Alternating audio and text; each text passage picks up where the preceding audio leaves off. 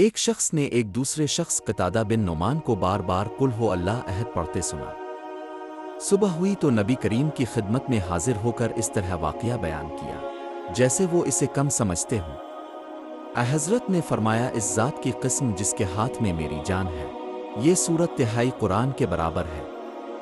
اسماعیل بن جعفر نے امام مالک سے یہ بڑھایا کہ ان سے عبد الرحمن نے، ان سے ان کے والد نے، اور ان سے ابو سعید خدری رضی اللہ عنہ نے کہا کہ مجھے میرے بھائی قتادہ بن نعمان نے خبر دی نبی کریم سے۔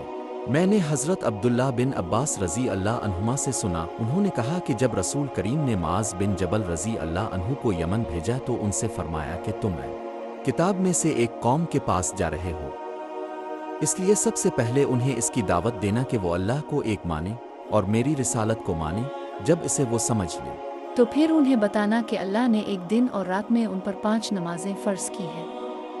جب وہ نماز پڑھنے لگیں تو انہیں بتانا کہ اللہ نے ان پر ان کے مالوں میں زکوٰۃ فرض کی ہے جو ان کے امیروں سے لی جائے گی اور ان کے غریبوں کو لوٹا دی جائے گی۔